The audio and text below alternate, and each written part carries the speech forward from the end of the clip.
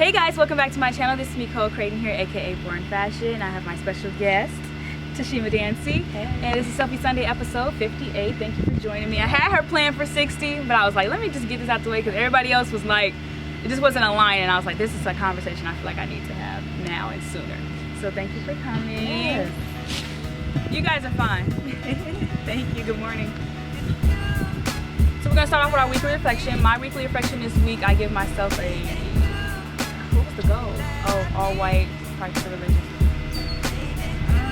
I didn't really work too much on that, honestly. I was more focused on kind of just creating a plan, creating a budget, creating a real set foundation for myself to abide. Because I mean, if you want to be your own boss, you have to pretty much really set rules for yourself that you don't normally do.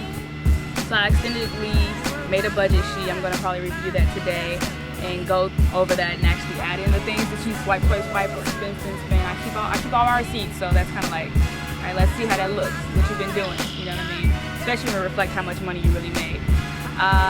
So yeah, 2 out of 5 for me. You have a weekly reflection? Okay, weekly reflection for me this week has definitely been being accountable for myself and my healing and my growth. So just checking in with myself, reciting my affirmations and sticking to that. I've been doing really well with it. I do them every morning, and then at night I write down what I'm thankful for. Yeah, and so I've added that piece to my altar, sitting it above my altar. Yeah, so I'm proud of myself. I need to get back to that. I see my little black book that I showed you guys probably in one of the prior episodes where I keep my daily what we call it, gratitude journal. And I look at it, I'm like, okay. And then I'll say it out loud, but I'm like, Nicole, it was so much better when you were documenting what you were grateful for. And you seeing it visually, like the jars, seeing the visual jar of what you're like, dang, I'm really thankful for this thing. So you can imagine being able to materialize your blessings even more. Right. So I think that's a really good idea. Thank you for that. I need to get back to my gratitude and journaling. I journal on anything just because I haven't been taking the time to make that a routine of mine. But I probably could eliminate one thing or two. So. Yeah, okay, so my intention this week is, again, to continue to monitor my budgets, plans, being undeniable. That was advice from my dad. He said, be undeniable, keep creating something, keep adding to your value list every day, which is something like I think is important to take, you know, especially if you want to be great. You can't be great by doing mediocre work or things that are comfortable. If you got to study your Spanish, you got to listen to basically in a car, you got a 30-minute drive, you got 30 minutes to practice your Spanish, you should be listening to 5 songs and reciting a sentence, you know what I mean? Like, that's a practice every day, but I have to make time for it, so I'm trying to eliminate music too, so that's my intention. I canceled Apple iTunes, so I won't have to pay that $10, again, saving the money on ours. So, you have intention for this week? Intention for this week, to focus on my personal endeavors, so my business, being fearless, being shameless with promoting myself, being confident and then believing in myself more, so just like building up that self-confidence, being fearless. Yeah. Perfect. I love that word. Somebody sent me that in a message this week and I was like, I forgot. Okay. So it is, you gotta, every day, you talk yourself out of something, you gotta be like, nope, let's keep doing it. Right? Let's keep doing it, it's real. A hit. Let's keep doing it. So yeah. All right. So we don't have a word of the week, but we do want to talk about the mirroring of relationships. She brought this to my attention. I was like, whoa, that was a thought, but I never said it in that aspect. So as far as what is one significant relationship in your life you feel like you are growing the most from in this moment, uncomfortably, air quote, growth things? I would have to say romantic and platonic relationships, I think. Every relationship is a mirror. So just like how I see other people, it's really how I see myself. And also like finding pieces of myself in other people. Because when I look at other people through the lens of like, that is me, I have compassion, I have empathy. It just puts me in a better space to be open and vulnerable with people, to communicate with them, to be non-judgmental really, and to not see them as separate from myself. So we talked about it when we meditated too, like people are not separate from us. Like, yeah. I think I practiced it that week after, and then I don't, like, it's not saying I switched, I just didn't mindfully make that a thought, like, There's some people I get annoyed with off instant, and I'm just like, I don't like the way they work.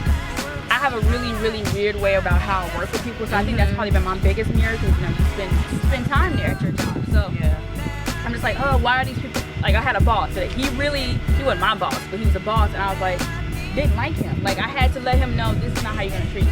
And I already don't play with white men, so like, I just don't. Like, as a black woman, you know how to talk to me like that, especially if I know the history of how you guys even treat us, you know what I mean? So people don't, my defense comes from a different area, but I'm like, okay, because he's still a person. If you know the line, you know that he's still one.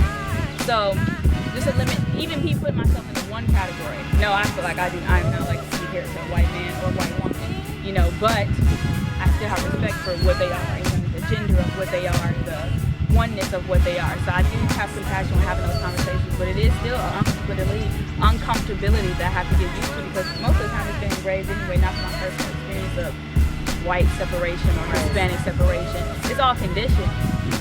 But those thoughts about those people still hold true to mine. You know what I mean? I'm like, damn, this resonates. Why? And it's generational. I really want my guides or my ancestors to guide me a little bit more. I want to be open to what their talents was that I'm unfamiliar with within myself. You know, because we all have talents. We're like, oh, you know what I mean? Oh, I enjoy this. Oh, it's healing. You know, especially when I sing, I'm like, okay, back burner, but it's healing. It's healing, and I feel like I'm not speaking for me when I'm singing. So yeah, that was it. But the mirror of relationships, you know, why that resonates. Keep going deeper into why that bothers you so deeply, or why you're triggered. But I do have a question for you. Do you feel that people that you have the most compassion for are because they are loving parts of yourself? Yes, you said that they are connected to you, but do you feel like that is the most healing part for yourself, that person is where you have the most compassion? Say we're most forgiving to this person. Say we ignore most of what they do. Do you feel like that's a part of yourself that you are shadowing? If that makes sense, you know what I'm saying? I get what you're saying. I think in a sense it could be. You know, I'm trying to think of it off the top without taking a long pause and really reflecting on that, because that's really loaded, but it's a really good reflection. I think it is. And then I think there's also a part of just my personality where I am more compassionate, or I gravitate towards more of the underdog.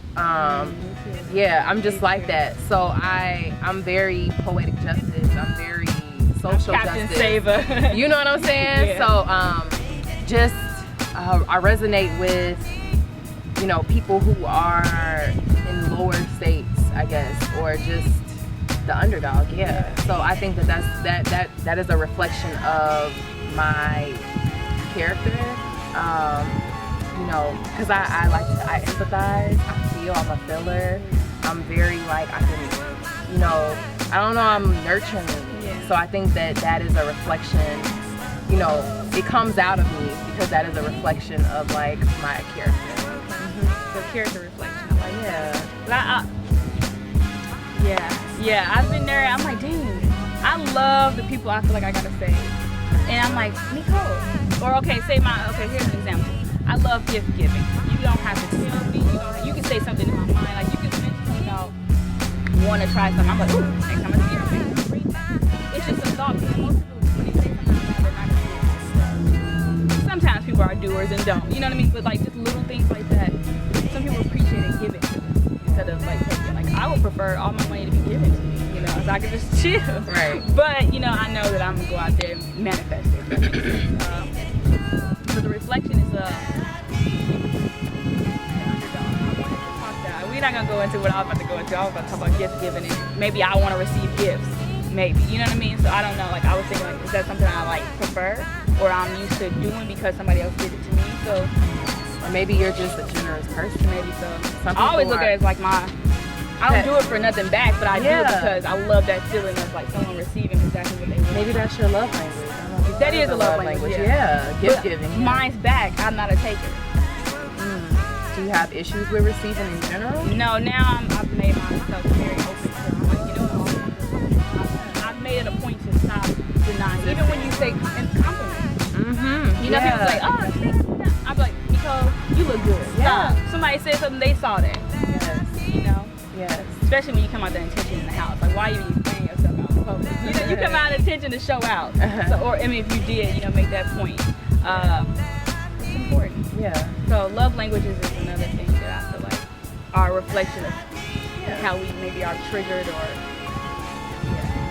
what we're attracted to. Yeah, what we're attracted Yeah, it's like we are all magnets because like we are all energy, right? So like if that part of us, if that gift giving inside of you, you know, you are attracting people who maybe need to receive.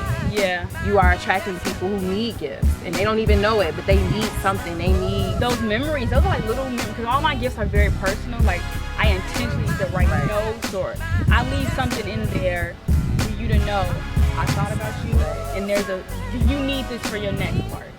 You know what I mean? Right. Because most of my gifts are journals or something that I know people need, and I love when I see them like using it or applying it. Because they wouldn't have applied if I was like, hey, girl, go get you a from the store, and you're like, okay. It wouldn't have felt like you need to have a responsibility to, you know. So, well, I guess just kind of like piggybacking off of things being a mirror and a reflection, with whatever we attract into our lives, it's really like, for example, I was talking to one of my really good friends.